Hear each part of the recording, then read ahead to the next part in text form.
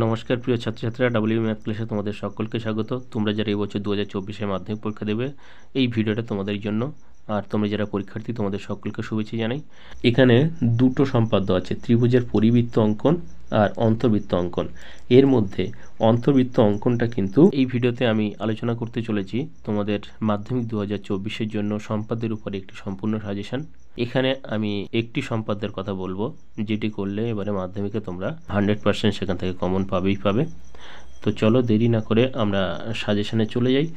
দেখো, এখানে আমি প্রথমে দেখিয়ে দেব তোমাদের মাধ্যমিক সিলেবাসে কতগুলো সম্পাদ্য থাকে। দেখো, তোমাদের টেক্সট বইয়ে 11 নম্বর যে অধ্যায়টা আছে 2023-এ পড়ে গেছে। এরপরে চলে এসো তোমাদের 17 নম্বর অধ্যায়, এখানে আছে বৃত্তের স্পর্শক অঙ্কন। আর যে সম্পাদ্যটা আছে তোমাদের টেক্সট বইয়ের 21 নম্বর অধ্যায়ে মধ্য সমানুপাতে নির্ণয়। দেখো, এই মধ্য সমানুপাতে নির্ণয় থেকেও কিন্তু 2023 সালে প্রশ্ন চলে এসছে। তো আমি সাজেশন হিসাবে যেটা বলবো, তোমরা এই মধ্য সমানুপাতে নির্ণয় বাদ দিয়ে দাও। এই মধ্য সমানুপাতে নির্ণয় তোমাদের 2024-এ করার কোনো দরকার নেই, তাহলে এটা বাদ দিয়ে দাও। বাকি থাকছে আমাদের পরিবৃত্ত অন্তর্বৃত্ত অঙ্কন আর স্পর্শক অঙ্কন।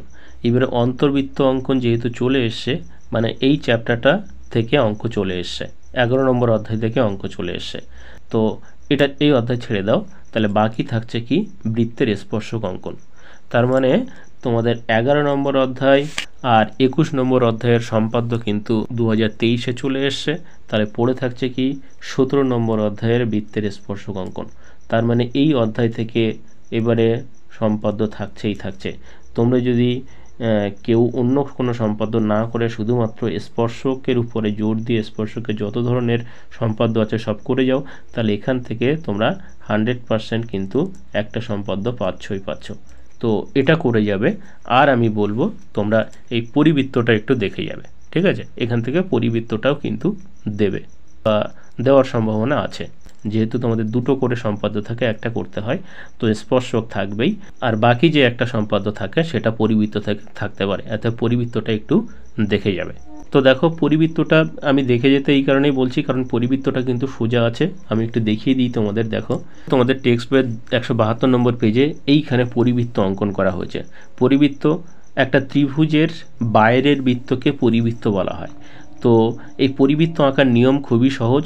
তোমরা যদি ত্রিভুজটা আঁকতে পারো তাহলে খুব সহজে পরিবৃত্ত এঁকে ফেলতে পারবে, কারণ একটা ত্রিভুজের 3টে বাহু থাকে, তার মধ্যে দুটো বাহুকে অর্ধেক করার পরে ওই অর্ধাংশগুলি যে বিন্দুতে ছেদ করে, দেখো এখানে বিসি বাহুর অর্ধাংশ এইটা আর এবি বাহুর অর্ধাংশ এইটা পিকিউ।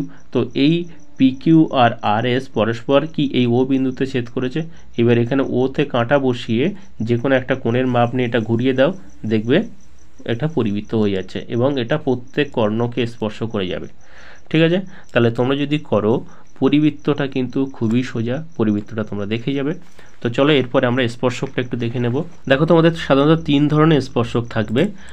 একটা হচ্ছে বৃত্তের উপরে অবস্থিত কোনো বিন্দুর উপরে স্পর্শক, এই ধরনের স্পর্শক। অর্থাৎ একটা তোমার ব্যাসার্ধ দিল, বললো এত সেমি দৈর্ঘ্যের ব্যাসার্ধের একটি বৃত্ত আঁকো এবং ওই বৃত্তের বহিস্থ একটি বিন্দুর উপরে বৃত্তের স্পর্শক অঙ্কন করো। তাহলে আমরা প্রথমে বৃত্তটা এঁকে নিলাম, তারপরে বহিস্থ বিন্দু, ধরো এখানে একটা বিন্দু নিলাম, এবার এই বিন্দুর সঙ্গে আমরা কেন্দ্রটা যোগ করে দিলাম। যোগ করার পরে এই বিন্দুতে একটা 90 ডিগ্রি অ্যাঙ্গেলের কোণ আঁকলাম। এবার সেই কোণটা সঙ্গে এই বিন্দুটা আমরা যোগ করে দিলে স্পর্শক হয়ে যাবে। তাহলে বৃত্তের উপরে অবস্থিত কোনো বিন্দুর উপরে স্পর্শক, এই এক ধরনের স্পর্শক আসতে পারে। আর এক ধরনের স্পর্শক সেটা বৃত্তের বহিস্থ কোনো বিন্দু থেকে ওই বৃত্তের উপরে স্পর্শক অঙ্কন। অর্থাৎ বৃত্তের বাইরে একটা বিন্দু থাকবে যার সঙ্গে কেন্দ্রের দূরত্ব বলে দেবে এবং এই বিন্দু থেকে, বাইরের বিন্দু থেকে বৃত্তের উপরে একটি স্পর্শক আঁকতে হবে। তো এই নিয়ম আশা করি তোমরা কম বেশি জানো, এতদিনে শিখে গেছো। তো আমাদের এই টোটাল মাপটা নিয়ে একটা অর্ধবৃত্ত করতে হয়। অর্ধবৃত্ত করতে গেলে কি সরলরেখার হাফ করতে হয়, হাফে বসিয়ে কি অর্ধবৃত্ত করতে হয়। এবার অর্ধবৃত্ত করার পরে দেখো, এই অর্ধবৃত্তটা বৃত্তের যেখানে স্পর্শ করেছে সেই স্পর্শ বিন্দুর সঙ্গে এই বিন্দুর সংযোজক সরলরেখা আমরা যোগ করে দেবো। যোগ করলে স্পর্শক হয়ে যাবে। যাই হোক, তোমরা কম বেশি আশা করি শিখে গেছো, আর যারা শেখোনি তোমাদের টিচারদের কাছ থেকে দেখে নিও। আর এক ধরনের স্পর্শক থাকে এই ধরনের স্পর্শক, অর্থাৎ কি এই বৃত্তের একই রকম বহিস্থ বিন্দু, সেখান থেকে এই বৃত্তের উপরে দুটো স্পর্শক আঁকতে হবে। তাহলে প্রথমে আমরা একই নিয়মে এই সরলরেখাটাকে এইখান থেকে যত দূর ডিস্টেন্স বলবে সেই ডিস্টেন্সের আমরা অর্ধেক করব। অর্ধেক করার পরে এটা একটা পূর্ণ বৃত্ত এঁকে নেব। তো পূর্ণ বৃত্ত যখন আঁকছি তখন এই বৃত্তটাকে দেখো দুটো বিন্দুতে ছেদ করছে, এখানে একটা বিন্দুতে ছেদ করছে, এখানে একটা বিন্দুতে ছেদ করছে। এবারে বাইরের এই বিন্দু ধরে আমরা এই বিন্দুকে নিয়ে একটা স্পর্শক হয়ে যাবে, আবার এই বিন্দুকে ধরে এই বিন্দুকে নিয়ে একটা স্পর্শক হয়ে যাবে। ঠিক আছে, তাহলে আমাদের বাইরের বিন্দু থেকে দু রকম স্পর্শক হচ্ছে, অর্থাৎ দুটো স্পর্শক, আবার এক্ষেত্রে একটা স্পর্শক হচ্ছে।